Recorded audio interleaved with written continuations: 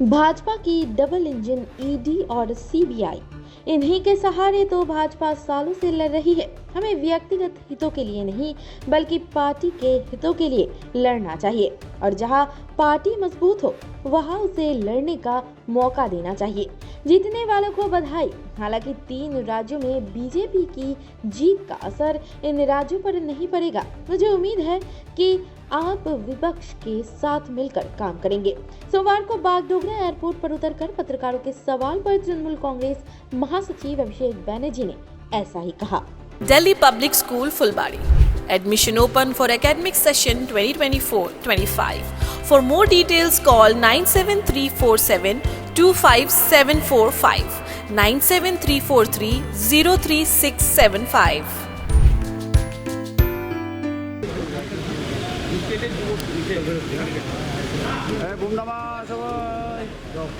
তুই বিশ্ব একটু আপনারা তো আকাশ একটু সাইড দিয়ে সামনেটা ছাড়ুন ছেড়ে দিন অভিষেক ব্যানার্জি উপরাষ্ট্রপতি জানি সব স্বাগতম আমার যুবকদের জানি সব স্বাগতম অভিষেক ব্যানার্জি অভিষেক ব্যানার্জি অভিষেক ব্যানার্জি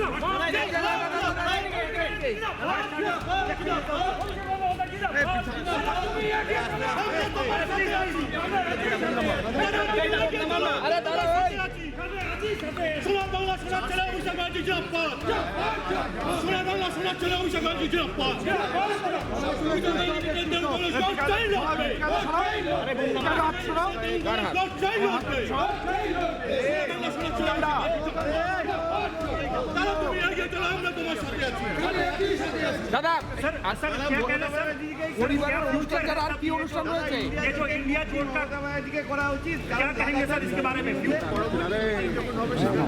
আলোচনা হবে আমাকে দাও আলটিমেটলি সবাই মিলে ঐক্যবদ্ধ হয়ে বিজেপির স্বৈরাচারিতার বিরুদ্ধে লড়াই করছে এবং আমি মনে করি সময় অত্যন্ত কম সময়ের সদ্ব্যবহার দাদা লোগোটা আগাও যত দ্রুত সম্ভব নিজেদের ব্যক্তি স্বার্থ ঊর্ধ্বে উঠে মানুষের স্বার্থে রাজনৈতিক পলিটিক্যাল ইগো বাইরে রেখে যে যেখানে শক্তিশালী তাকে সেখানে লড়াই করার সুযোগ যত দ্রুত সম্ভব করে দেবে এতে মানুষের লাভ হবে। দাদা লোগোটা উঠাও सर कांग्रेस के ऊपर आस्था अभी भी रखेंगे सर भाई देखिए मैं आस्था रखने वाला या होने वाला कोई नहीं।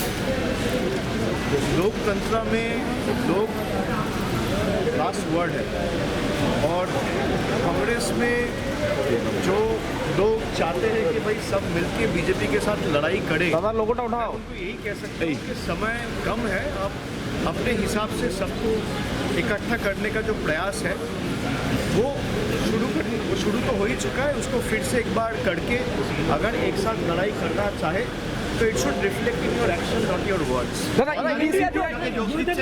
দাদা ছ তারিখে তো বৈঠক আছে মানে আপনারা 6 তারিখে এরকম করতেছিস কেন কে হিসেবে মমতা বন্দ্যোপাধ্যায় ঠিক করে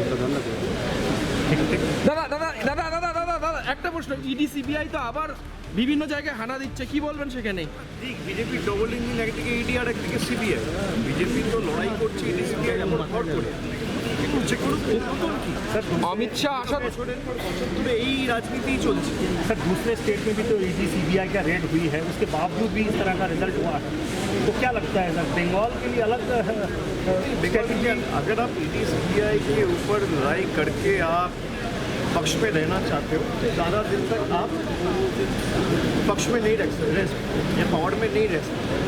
आप अगर देखोगे राजस्थान का रिजल्ट हो या छत्तीसगढ़ का रिजल्ट बहुत ही कम मार्जिन से ये चुनाव कांग्रेस हारा है और मुझे लगता है कि ये आपस में जो पॉलिटिकल डिफरेंसेस था इसको अगर ठीक से रेक्टिफाई करके पहले से प्रयास किया जाता तो चुनाव के ये नतीजे नहीं आते। आप राजस्थान में देखोगे तो 2% से कम वोट से बीजेपी जीता है और कांग्रेस हारी है और 1 साल से अगर ये प्रयास होता कि जहाँ पे जो इनफाइटिंग या इनर राइवलरी है उसको एड्रेस करके प्रयास करके सबको इकट्ठा करके अगर चुनाव लड़ा जाता तो रिजल्ट और अच्छा हो सकता है। ममता बनर्जी फेस होना चाहिए था, ममता बनर्जी फेस होना। ममता बनर्जी फेस होगा या राहुल गांधी फेस होगा या केजरीवाल जी फेस होंगे या उद्धव ठाकरे जी फेस होंगे, जनता तय करेगी। बंगाल तय करने वाला कौन होता हूँ? मैं तो बहुत छोटा आदमी हूँ, मैं सामान्य आदमी हूँ, अपना पार्टी का कार्यकर्ता हूँ। मैं सर बंगाल में रिफ्लेक्शन होगा, सर बंगाल में इस रिजल्ट का रिफ्लेक्शन होगा? मुझे लगता है क्यों नहीं लगता है? क्योंकि बंगाल में इसका रिफ्लेक्शन जब बीजेपी हारी 2018 में तब भी नहीं था, और इस बार अगर आप बीजेपी जीतने के बाद सोचते हो कि बंगाल में इसका कोई रिफ्लेक्शन होगा या बीजेपी को कोई फर्दर मदद मिलेगी, मुझे ऐसा नहीं लगता है। क्योंकि बंगाल का चुनाव बंगाल के मुद्दे के ऊपर लड़ी जाएगी। राजस्थान में क्या हुआ या मध्य प्रदेश में क्या हुआ या छत्तीसगढ़ में क्या हुआ, इसके ऊपर नहीं। सर पार्टी का कहना है कि कुछ जो गवर्नमेंट स्कीम्स है वो उसका कॉपी करके दूसरे स्टेट में बीजेपी ने डाला है। बिल्कुल, मैं तो ये कहूँगा जब आप ओरिजिनल को वोट दे सकते हो, दूसरी को क्यों दो?